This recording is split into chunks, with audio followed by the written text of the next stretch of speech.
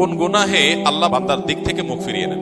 এই বিষয়ে প্রসিদ্ধ একটা হাদিস আছে, নবী সাল্লাল্লাহু আলাইহি ওয়াসাল্লাম বলেছেন, 3 ব্যক্তি এমন আছেন যাদের সাথে কিয়ামতের দিন আল্লাহ কথা বলবেন না, তাদেরকে আল্লাহ তাআলা পবিত্র করবেন না। এই মানুষগুলো যাদের থেকে আল্লাহ তাআলা মুখ ফিরিয়ে নেবেন, তাদের সাথে আল্লাহ কথা বলবেন না, তাদেরকে আল্লাহ পবিত্র করবেন না।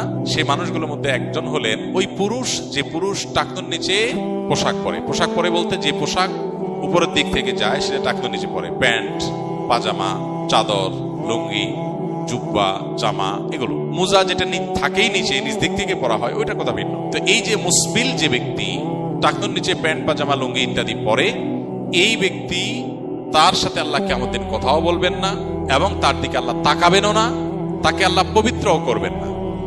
এই 3টা ভয়াবহতা এই ব্যক্তির জন্য আছে, যে ব্যক্তি টাকনুর নিচে প্যান্ট, পাজামা, লুঙ্গি পরে। আমাদের দেশে অনেকে আছেন মসজিদে নামাজ পড়তে আসলে তখন প্যান্ট ভাঁজ করে। অনেক মসজিদে মুয়াজ্জিনরা মাইকে বলেনও যে টাকনুর নিচে যাদের প্যান্ট আছে প্যান্টগুলো উঠায় নেন। 2 নম্বর হলেন ওই ব্যক্তি, যে ব্যক্তি কাউকে দান করে খোঁটা দেয়, অথবা যাকে দান করেছেন তাকে নানান কথা দিয়ে কষ্ট দেয়। দান করেছেন, আল্লাহর কাছে আশা করবেন এর বিনিময়।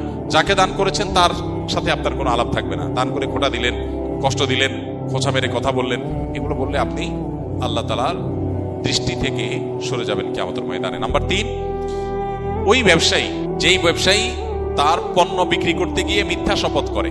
এখন তো ঘরে ঘরে ভাই আল্লাহর কিরা, এটা কিনা পড়ছে এত, ভাই কিনতেও পারে না এত টাকা দিয়া, এটা মিথ্যা কথা। তো এই ব্যবসায়ী যে তার পণ্য বিক্রি করার প্রয়োজনে মিথ্যা শপথ করে ক্রেতাদের সাথে, কাস্টমারের সাথে, তার দিকে আল্লাহ তাকাবেন না, তাকে পবিত্র করবেন না এবং কিয়ামতের দিন আল্লাহ রাব্বুল আলামিন তার সাথে কথাও বলবেন না। আল্লাহ আমাদেরকে এই সমস্ত বদগুণ, খারাপ গুণ থেকে, চরিত্র থেকে হেফাজত করার তৌফিক দান করুন।